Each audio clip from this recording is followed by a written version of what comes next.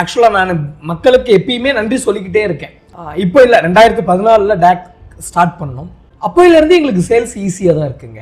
ஏன்னா நாங்கள் எப்பயுமே கஸ்டமருக்கு என்ன தேவைங்கிறத பார்த்துக்கிட்டே இருக்கோம். இப்போ ரீசெண்டாக லாஸ்ட் ஒரு 4-5 இயர்ஸாகவே டேக் பிராண்ட்ல என்ன ப்ராஜெக்ட் போட்டாலும் லான்ச் பண்ணும் போதே ஒரு 40-50% சேல் நடந்துருதுங்க. எனக்கு இதை இது இப்படி சேல் நடக்கிறதுனால எங்க டீமுக்கும் எனக்கும் இன்னும் பொறுப்பு அதிகமாயிட்டு தான் நான் நினைக்கிறேன். ஏன்னா நிறைய டெவலப்பர்ஸ் சேல்ஸே இல்லைன்னு சொல்லிட்டு இருக்காங்க. இப்போ என் ஃப்ரெண்ட்ஸ்லாம் நான் ஒரு லாஸ்ட் வீக் பேசிட்டு இருந்தேன், ப்ராஜெக்ட் லான்ச் பண்ணோம், பெருசாக எனக்கு சக்ஸஸ் ஆகலன்னு சொன்னாங்க.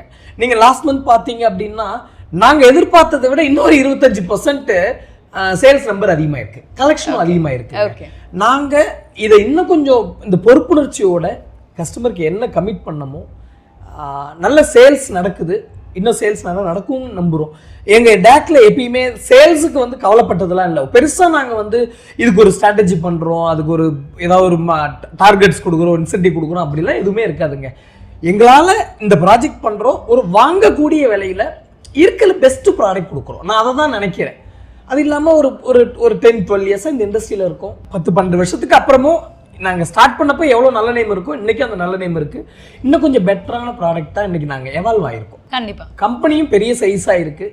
ஒரு 4-5 பேரோட ஸ்டார்ட் பண்ண கம்பெனி இன்றைக்கி 800+ டைரக்ட் ஸ்டாஃப் இருக்காங்க. இன்டைரக்டாக ஒரு 10,000-20,000 லேபர்ஸ்லாம் இருக்காங்க.